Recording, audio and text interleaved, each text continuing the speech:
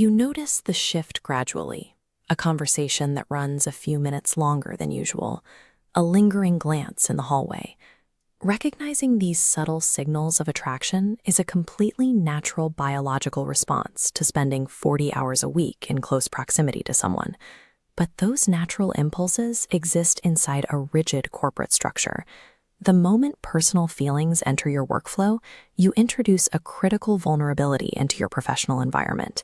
You are now faced with a specific choice: how to process these feelings while ensuring your long-term career growth remains completely uninterrupted.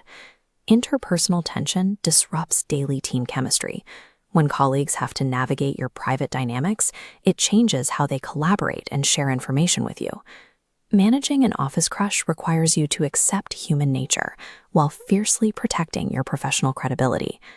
Everything you do at work builds or depletes your reputation capital. This invisible currency dictates your influence, your trustworthiness, and your upward trajectory within the company. Office gossip and the perception of bias drain this capital immediately. The damage occurs the moment your team suspects a dynamic, regardless of whether a relationship is actually happening behind closed doors. This quadrant chart maps the exact danger zones of different office dynamics. The x-axis measures proximity, ranging from different departments to your direct team. The y-axis maps hierarchy, from peers at the same level up to manager and subordinate relationships.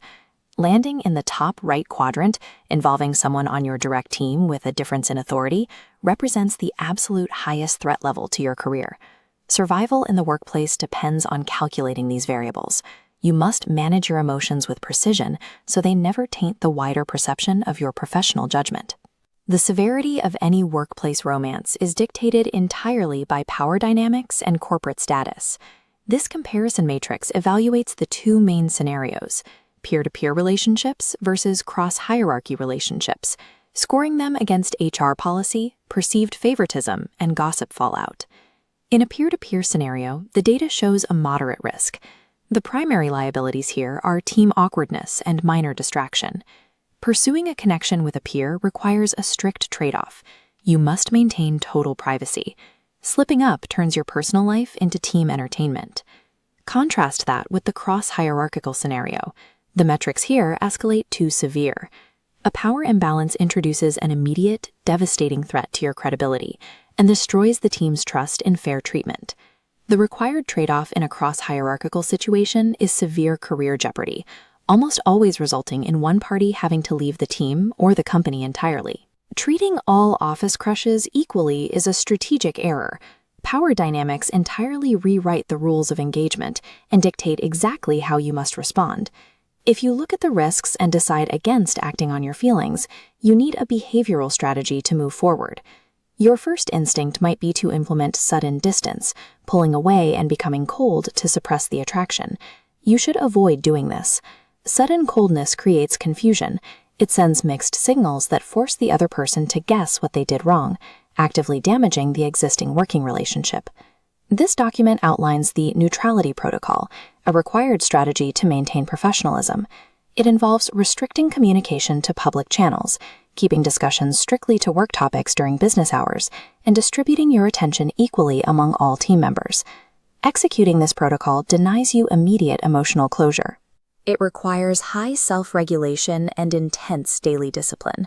Relying on consistent, work-focused interactions with firm boundaries ensures your professional reputation remains fully intact while the feelings gradually fade.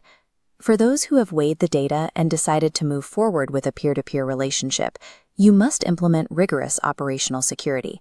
In the initial stages, you must keep the relationship completely private.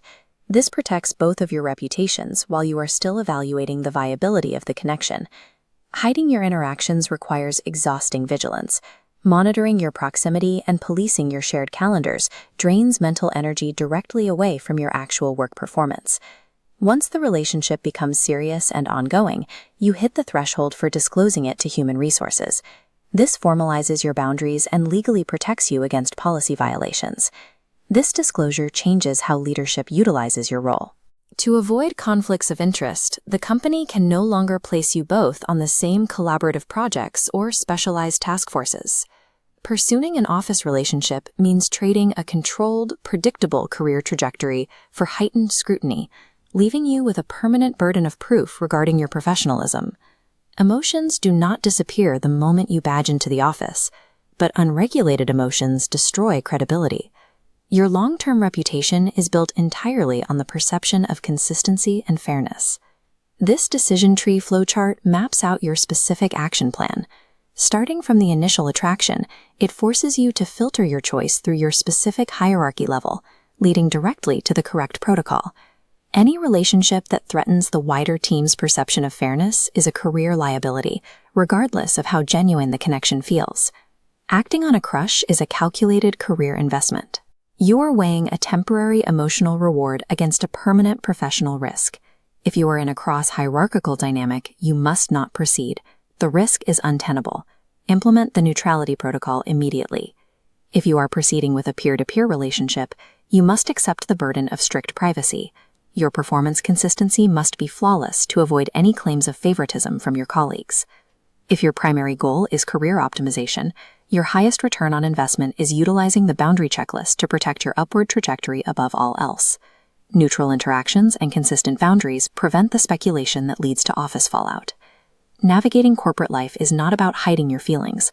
It is about managing them so flawlessly that they never affect your reputation.